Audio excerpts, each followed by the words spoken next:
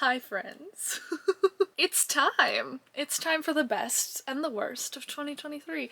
My favorites and my least favorites. What did I love and what did I DNF or hate? Oh my gosh.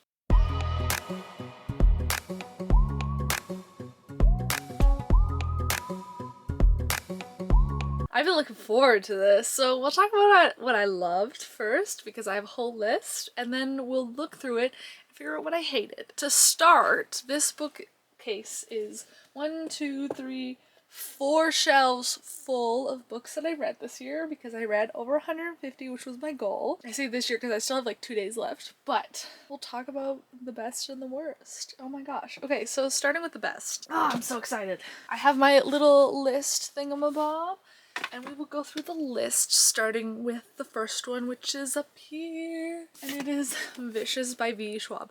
This is my new all-time favorite book and going to be my new #1 recommended. I cannot describe to you how much I love this book, how much it spoke to me, how much it was everything that I needed, and just like completely satisfied everything that I wanted it to be. Like, this was the perfect book. This is my perfect book. This could not have been written more for me, which sounds like selfish, but oh my god, this is literally my book. This is my whole personality now, okay? This next one, whoo, as I fall over. There is now a walking mat here, so this is a bit more difficult, but the next book is no surprise, or should be no surprise, House of Sky and Breath by Sarah J. Maas. If you know, you know. I'm not going to explain to you why this is the best, but if you are an ACOTAR girly who has not read this, you need to. Okay, suffer through it. I promise it's worth it. The next one is kind of surprising, I will admit, and that is Every Summer After by Carly Fortune. I loved this. This was one of my favorite romance books this year. It was one of my favorite books this year. Like, this hit me hard, and I could not get enough of it, and genuinely loved it so much. Like, too much. Like, it became an obsession. The book hangover after this was crazy. This one though, I know for sure that I am crazy because who am I to like time travel? Because I loved Wrong Place, Wrong Time by Gillian McAllister. Who am I? What have you done with Darby? She likes time travel. Just kidding. I like this book specifically, not time travel, so don't catch me reading that shit. But I will try one of her other books. She has another one that just came out, and I would like to try it because this was so wonderfully well done that I was sucked in. This is one of those ones where you're like vividly hallucinating, you don't remember that the outside world exists. That's what this did for me, and it was crazy good. This next one was also one of those ones vividly reading, not really paying attention to the outside world. Couldn't tell you what I was doing while I was listening to the audiobook, and that is Carrie Soto is Back by Taylor Jenkins Reid. Oh my gosh. Oh my gosh. This woman, oh my gosh. I loved Evelyn Hugo. Daisy Jones and the Six was okay, and I love this one. So I have high hopes for the rest of her stuff. The next book I currently do not have my physical copy, but it is Horror Store by Grady Hendrix. I've already lent it out because it was so crazy good. And it's basically like an IKEA catalog, but there is horror story attached to it, and good luck.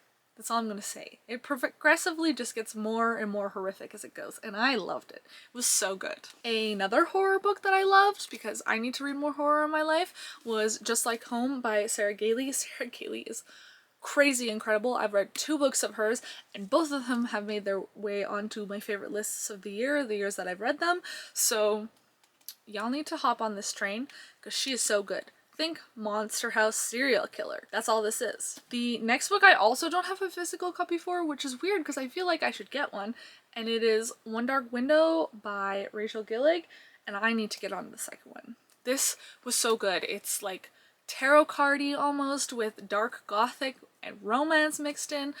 Literally can't get enough. I need to get the next one immediately. I also feel like I need to reread it because I didn't appreciate it enough when I was listening to it the first time. The next book is actually Imbalance, and this is from the Avatar: The Last Airbender world. This is the newest one.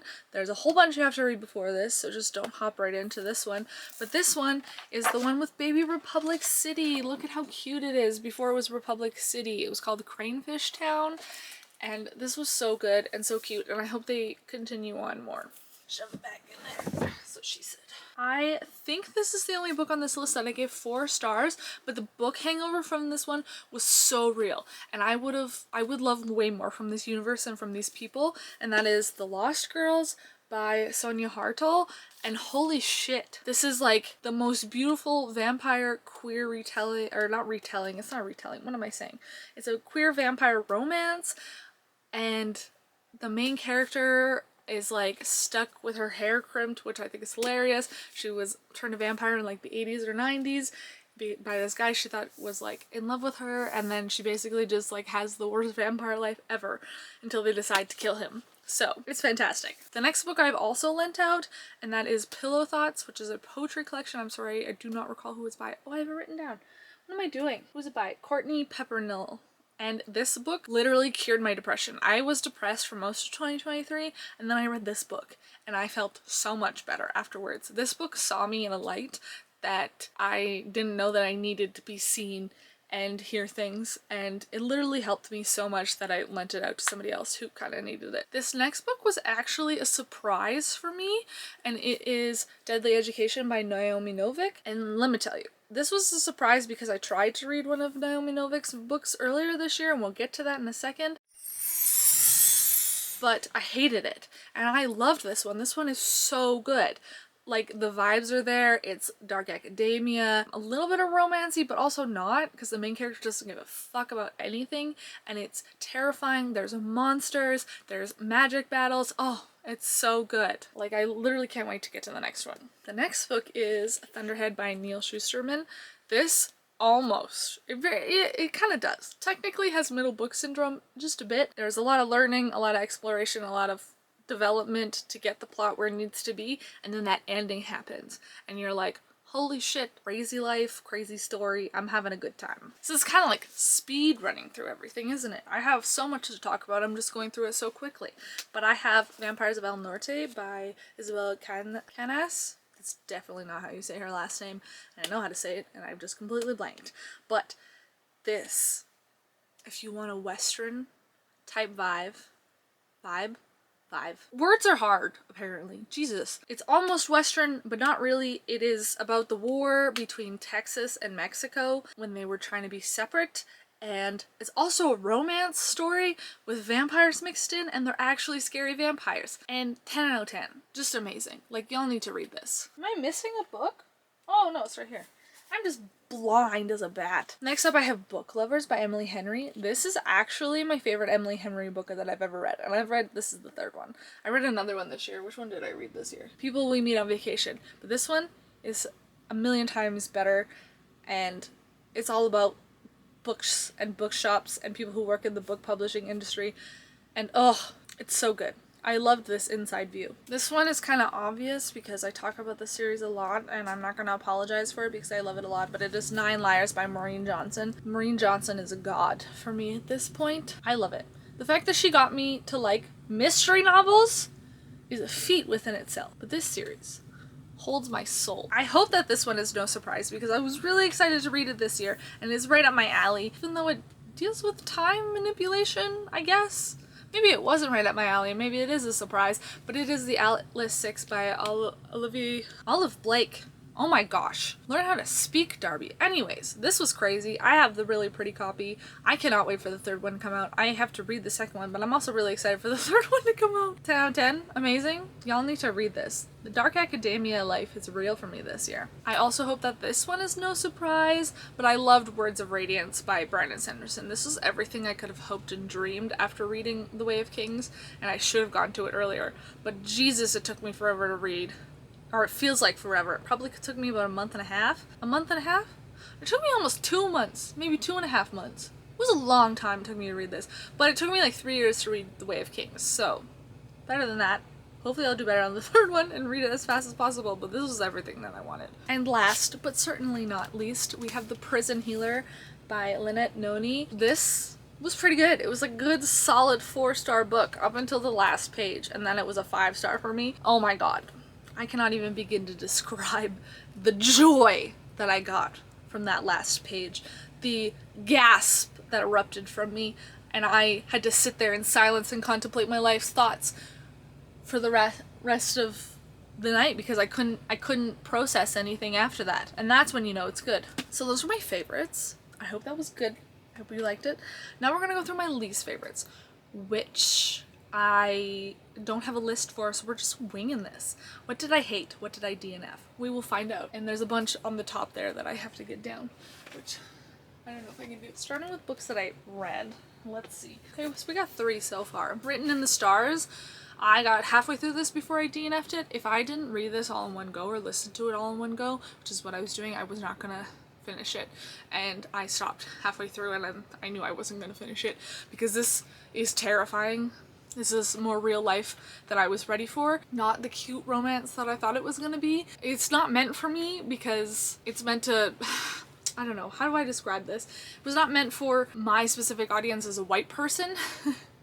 I mean, yes, bring awareness, but it's not reflective of my experiences in my life, which is why I think somebody else would appreciate this more, and I will be putting in a little library and somebody else will get this, and I hope that it helps them and they appreciate it because I am not that person. The next up we have Wilder Girls. Y'all fucking lied to me. If you want a good version of this book, please see The Grace Year. 10 times better than Wilder Girls. Like, Wilder Girls was garbage. And just so you know, this is the end of my attempted reads of Rory Power. Don't like his books. Her books. Burn Our Bodies Down I also hated. So 2 for 2, didn't like them. Just don't like the vibe, like something's off about it. Next up we have Punk 57 by Penelope Douglas. I got like 200 pages into this 300-page book, and let me tell you, oh my god, this is way worse than Twilight. The stalking, the harassment, the abuse. This is not a romance. This is not a romance. Do not read it. I will not read anything by Penelope Douglas again because I just can't. I don't know how people love this. Genuinely. Alright, let's look at this shelf. What else do I have on here that I hated? Not that I hated, I just disliked. The Last Final Girl by Stephen Graham Jones. This feels like I've read this a bajillion times. It's basically like a screenplay for a final girl movie, and it's super cliche, way too long, and just overall not interesting. And that's saying something because I read his other book, My Hearted Chainsaw, and I freaking loved this. This was so good. This is a better version of this. Somebody who likes slashers and sees it in her own life. People talk about slashers in here in The Final Girl, and this one they talk about The Final Girl, and it basically is the same thing, but this one is done a million times better than this one. This one I think is his love story to slashers is how he calls it. Just read this instead. So The Winter's Curse and The Winter's Crime. Did not really like. It was boring in the first one and I thought it would pick up in the second, and it really didn't. It was even more boring, if you can believe it. And I just it wasn't for me. This is not meant for me. That and the covers are 2 different publication covers. They don't match technically. Don't like that. Sisters of Blood and Spirit. Did not like this. There were too many jokes in here that were just inappropriate and uncalled for. I talk about more of my reading 30 books in 30 days why I hated this. At this moment I cannot recall. I'm pretty sure I've blocked it out from my memory. If you want to know my reasons, 30 books in 30 days vlog. I did finish this one, Storm Siren. It was not it. Also, again, my explanation will be in my 30 days and 30 books in 30 days vlog. Oh my god, I'm talking too fast. That's probably what's happening here. But it was not it. I was so excited to read the next ones because it's a trilogy. I think it's a trilogy. I know there's 2 books after it for sure, but not worth it. Not even for the cute romance. The Merciful Crow. I'm pretty sure I didn't actually finish this one. Could I tell you what happened in it? Probably not. Thinking really, really hard. No, different kind of bird people. With magic, I think? It was not good. Wicked Saints. Also, I don't think I finished this. What the fuck is this book about? I've also blocked this from my memory. Oh yeah, I definitely didn't finish this. Not worth it. This was awful. I think I have one more. The last one, Tape.